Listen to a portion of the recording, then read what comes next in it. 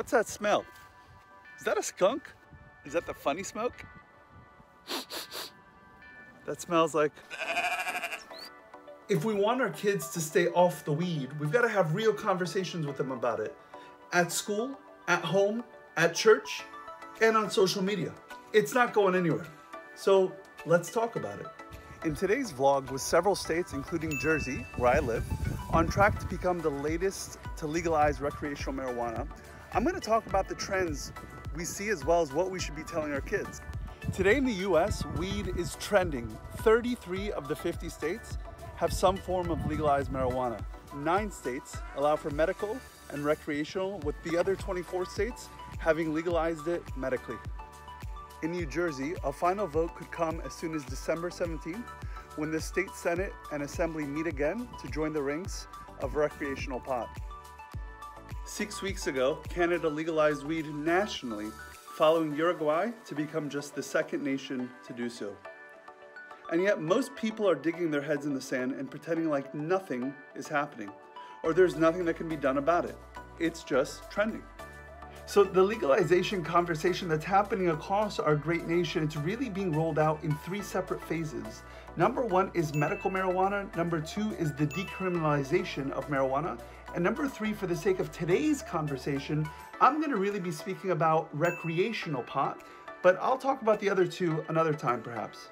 Today, the word recreation is defined as something that people do to relax or have fun. So this third type of marijuana legalization is really around the idea of just smoking pot as something to do to relax or have fun. But let's dig deeper into the word recreation. The word recreation actually originates, the first time we see it is in the 13th century in Latin, and it literally means to recreate. So what's happening here is the mind is being recreated or reformed in a sense, or distorted. That's the reason why in 2015, a study published in Molecular Psychiatry reported that chronic cannabis users were more likely to experience false memories or distorted minds.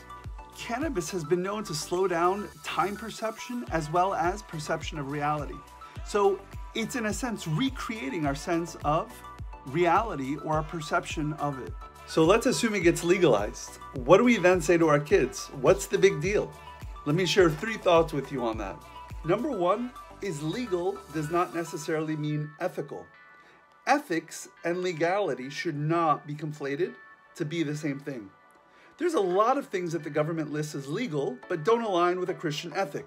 For instance, getting drunk is legal, but not necessarily ethical by a Christian standard. Keeping money that someone dropped is legal, but not necessarily ethical. Abortion might be legal in nearly every Western country, but it's unethical. The death penalty is legal in many states, while remaining unethical from a Christian perspective.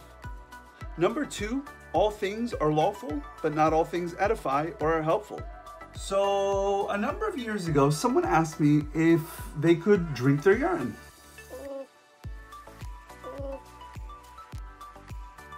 Some proponents of legalization maintain that marijuana is harmless, but it isn't, especially when it comes to kids. Research has shown that marijuana actually causes structural and functional changes in the developing brains of adolescents by stunting communication between different regions of the brain. It impairs high-level thinking. There's evidence that it impacts memory, can lead to clinical depression, and for a small minority of kids can trigger a dormant mental illness like schizophrenia. So just because something is lawful, it doesn't necessarily mean that it builds us up or it's edifying. Number 3, the Christian use of any substance should always align with the goal of seeing things more clearly. Our goal in life should be to know and experience the undistorted reality of the glory of God. This is our aim as Christians. God is glorious. Sin distorts this image. I believe from research that recreational cannabis distorts reality and numbs people to the ability to experience life as it truly is. Even a relatively small amount of THC puts the infrequent user into a fog. A larger amount can potentially cause paranoia. If the aim of the Christian is to always experience reality as it truly is, then this is a no-brainer. In the words of Stephen A. Smith, stay off the weed. But with that said, you can let me know your thoughts below in the comment section, your thoughts on the current trend of the legalization of marijuana. Until next time, I'm Father Michael with New Angles, and I want to encourage you to see the world from God's angles. God bless.